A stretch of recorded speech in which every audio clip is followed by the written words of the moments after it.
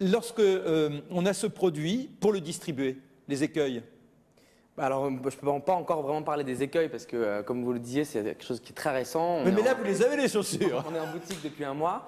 Nous, on a eu la chance d'être invités sur des salons de mode en fait dès septembre 2004 dans lesquels on a présenté notre produit. Ouais. Et là, on a fait toutes sortes de contacts. On a rencontré des journalistes, on a rencontré des acheteurs de grands magasins, des gens qui avaient des boutiques, des galeries. Et les grands magasins, par exemple, ils vous passent une commande. Ils vous disent, tiens, allez, on prend 30 paires de chaussures, vous nous en donnez du 39 au 42. Ouais, ils en prennent un petit peu plus quand même. Et alors, on est dans quel système?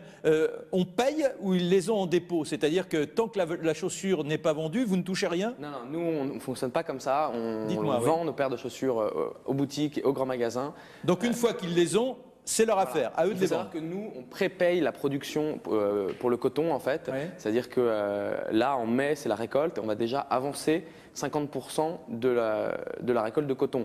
Donc nous, on ne peut pas accepter derrière des paiements à 90 jours comme des marques conventionnelles. Mais est-ce que c'est facile de faire passer ce message à des grands magasins? Est-ce que les gens acceptent facilement cette idée de civisme? Parce que c'est tout simplement du civisme. Écoutez, pour l'instant, on a été assez heureusement surpris, ça passe. Alors vous en aviez combien? 5000 paires, c'est ça? 5000 paires, oui. Et les 5000 paires ont été écoulées? Quasiment, ouais, il en reste quelques centaines, mais pas grand-chose.